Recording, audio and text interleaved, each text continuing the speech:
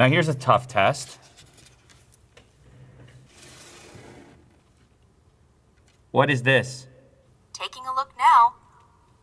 I see a dog in the image. It appears to be a fluffy, long-haired Chihuahua or similar small dog. It's very specific. The dog is sitting on what Very looks specific. like a wooden or laminate floor. That's exactly what she is, though, a long-haired chihuahua. That's exactly what she is, Jack says. That is a long-haired Chihuahua by the name of Marissa.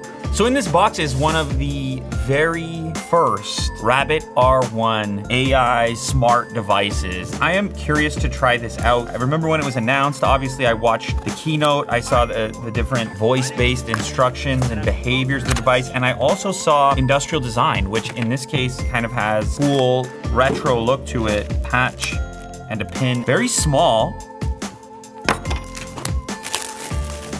AI companion.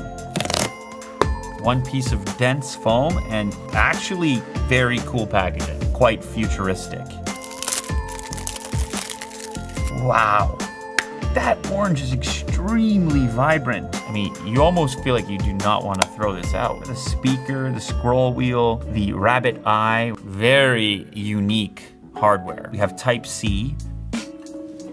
See it booting up. What's fun about this is it does remind me of a different era in tech where everything wasn't a smartphone, where there were different devices that did different things and had different form factors. This wheel is not clicky, it's very smooth, but it has some weight to it. It has a little bit of resistance. All right, so it's asking for me to go to rabbit.tech in order to activate this device. I'm gonna go do that and we'll come back and start testing this thing out. All right, so I have the device booted up now, and it is important to note at this point that this is very early days. In fact, I think I'm in possession of the first unit at this point that I'm filming this. Even in the time that I've had this, it's had multiple updates. Things will change, and it's obviously part of a long and ongoing project in order to deliver the full breadth of what this technology will eventually be capable of. So the intended use here is voice. Essentially an assistant. Give you responses to questions, utilize its built-in camera to identify things, and eventually figure out a way to integrate with a variety of different applications that you use on a regular basis. Some of the connections that exist at this point: DoorDash, Midjourney, Spotify, and Uber. I'll give you a quick example of how that works. Play Daft Punk on Spotify.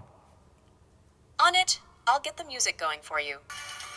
Now, obviously, I can't play too much of that for copyright reasons. Album artwork. So that's an example of an integration that currently exists, but you could imagine that expanding to a variety of other things. But let's just start out a little bit more simple and ask a couple of questions. Who are the Toronto Maple Leafs? The Toronto Maple Leafs are a professional ice hockey team based in Toronto, Ontario, Canada. The team was established in 1917 and is one of the original 6 teams of the NHL. Now, the next thing I'm gonna do is speak to the assistant without context in order to follow up on the previous question. Who is the best player? The Toronto Maple Leafs have a rich history with many iconic players. According to the search results, some of the best players in the team's history include Dave Keon, Syl Apps, Ted Kennedy, Johnny Bower, Tim Horton, Boris Alming, Daryl Sittler. To determine the current best player, one would need to consider recent performance statistics, individual awards, and team success. Pretty impressive. It's very detailed. Detailed to an extent that you're not really getting out of the existing assistant software that you probably have on your phone. This is not an assistant that's triggered via voice. Instead, it's all via this mechanical button. Now, to get into the interface, I shake, I end up with this menu, options for brightness, which I can hold and adjust in this manner. It's an interesting interface, and if you're familiar with Teenage Engineering designed products, it's kind of familiar. So if I want to change the volume of the voice, I hold and scroll. It's a 2-stage situation. I have it at max right now. You do actually have a screen-based input by flipping the device like this, and here you can see a keyboard that pops up. We flip it the other way and we snap back. The other cool thing there is the continual language, not having to reiterate the previous question, but being able to just build on it, like the 3 consecutive Toronto Maple Leafs questions, and it will remember it even right now. Who had the most goals this season? The player who scored the most goals for the Toronto Maple Leafs in the current season is Austin Matthews. He has been a key goal scorer for the team and has consistently performed at a high level throughout the season. Now you can actually clear the memory of the device by tapping this button 5 times. Now the other interesting thing that's on here is this camera, or what they're calling the eye. So if I double tap this button, I get vision that pops up, and I'm gonna bring over a couple of objects. This is a pretty easy one. What am I looking at? You are looking at a Wilson NBA basketball. The basketball has the Wilson logo and branding prominently displayed on it, as well as the NBA logo, indicating that this is an official NBA basketball. What am I looking at? You are looking at a potted plant with green grass-like leaves in a gray pot on a wooden table. In the background, there is a person wearing a gray shirt and a desk setup with computer monitors. It's the detail. It's actually almost like unexpected detail. I can even take some text that's on my phone, read this out loud. Taking a look now, Frank Macaulay is deeply proud of his Italian roots. Macaulay established a home and business in Woodbridge, Ontario, a short drive from Toronto, and his commercial plumbing operation soon provided him with financial success, with equally desirable motorcycles. I mean, it'll and go road on. rage, Like, that and is display all a of it in the relatively cab of his fast industrial building. reading and conversion of an article on a phone. Now here's a tough test. What is this? Taking a look now, I see a dog in the image. It appears to be a fluffy, long-haired Chihuahua, or similar small dog. Very specific. The dog is sitting on what very looks specific. like a wooden or laminate floor.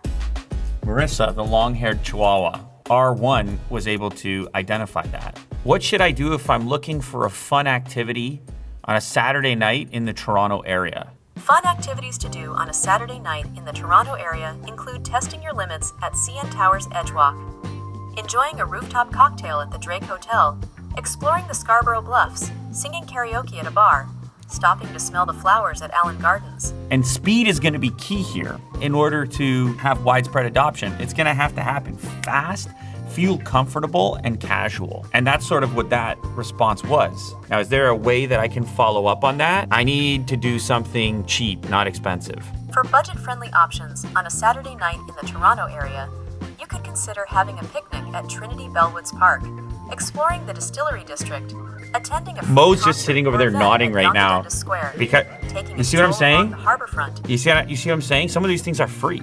Mo didn't realize by moving his desk, now he's this guy. Now he's always available. Maybe that's what he was going for. Hey, those first few things sounded kind of expensive. Can you give me a cheap option? It went and found like 5 of them. It's very fun to experiment with. I know a lot of people are gonna have a lot of ideas and opinions, what kind of place it's gonna hold, because you have a phone, and this is kind of a different style of interaction, but a lot of the tasks end up being similar things to what you do on your phone, but just differently and more conversational. Now me, I'm an early adopter, so if I see this thing and I'm sort of willing to go on that ride and recognize that it's not gonna be everything today that it can hopefully be eventually. But I personally was very, very excited about interfaces that are mostly voice-based and require less screen time, essentially. Less time where you're captivated by your display and more time that you're sort of looking around and interacting with the world.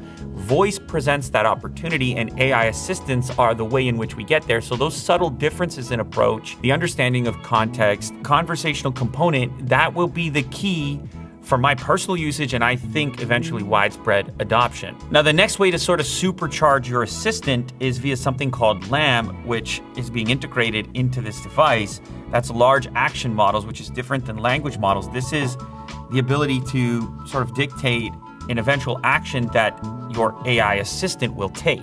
So this OS is powered by 2 types of AI models, large language models and large action models. The language model is responsible for understanding what you're saying, and then obviously the action model is responsible for the action that takes place. So that's sort of the ultimate AI experience, and I think it is the more difficult and ambitious aspect, is how do you go from having an assistant that is strictly language-based and towards actually executing tasks on your behalf. So I watched the keynote just like you did. I saw some of these activities like booking vacations and ordering food from DoorDash, and these are comprehensive tasks, and we can see a million ways in which these could be overly complex. And I do think that they will be difficult to implement, but they will be sort of beta or early phase, considering they represent this new type of AI interaction. So the other thing that came up in our discussions here at the studio is just like, why does this exist? Why do we have this bright orange square? Nice looking square and a cool unboxing experience, and it's pretty much anything teenage engineering goes near is beautiful to interact with. But why do we need something physical? Why do we have to have some physical hardware instead of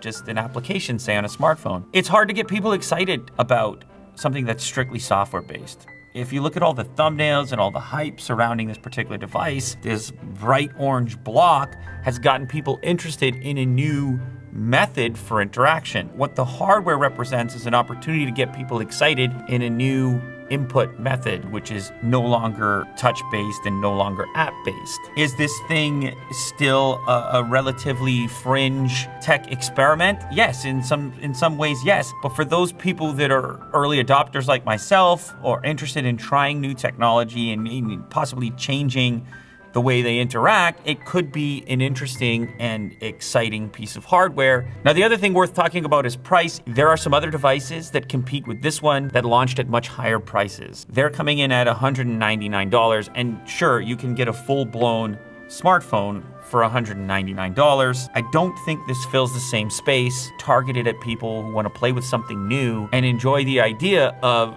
experimenting with a new platform, with a new interface, after however many years we've spent with kind of a singular approach to computing, which is the touchscreen-based smartphone. I think anybody who's interested in purchasing this already has a smartphone and understands to a certain extent what they're getting into. An early step towards our eventual computing future.